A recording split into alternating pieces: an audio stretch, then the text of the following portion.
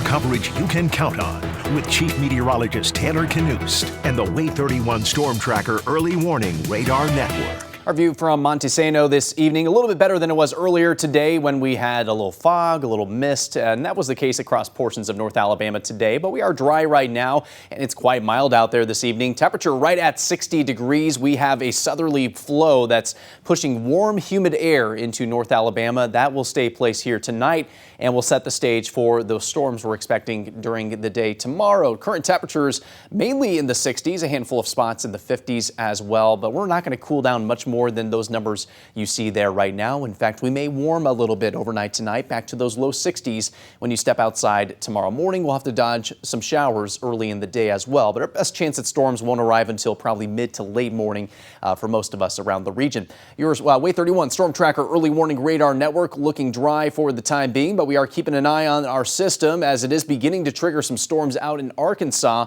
and all of that is going to be drifting our way overnight tonight, and as it does, that will increase our chances at some stormy weather tomorrow morning. Rolling through future radar, will stay mainly cloudy overnight tonight. Showers begin to pop up, especially west of I-65, close to maybe 5, 6, 7 o'clock in the morning. You may hear a couple rumbles of thunder with that activity, but the main concern is going to be with the development maybe closer to 8 or 9 o'clock. That will start out near the shoals initially, developing fairly quickly into an intense line of storms that will be right along the I-65 corridor between Athens to Coleman right around 10 o'clock in the morning.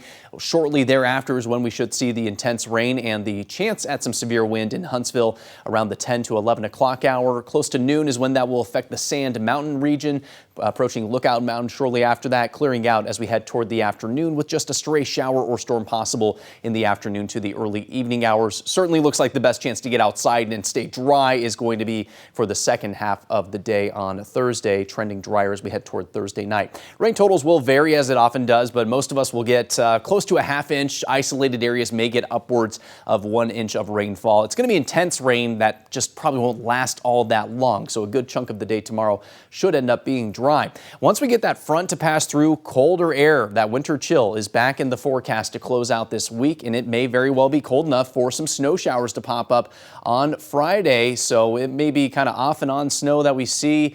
The good news is we've been quite warm recently. The ground has thawed out, so any snow that attempts to stick to the ground is going to have a hard time doing it thanks to warming ground temperatures. So I would imagine that for most of us in North Alabama, little to no accumulation is expected. The best opportunity for accumulating snow likely, as often it is the case, in the higher elevations. That's where we could see some slick roads develop during the day on Friday. Certainly something we'll be keeping a close eye on as we head into Friday to wrap up the work week. Dry weather is expected on the weekend. Sunny skies both Saturday and Sunday. Still pretty cold to kick off the weekend with a high of 46 degrees. Overnight lows on Friday night and Saturday night in those upper 20s. We do rebound to the 50s and 60s with more rain chances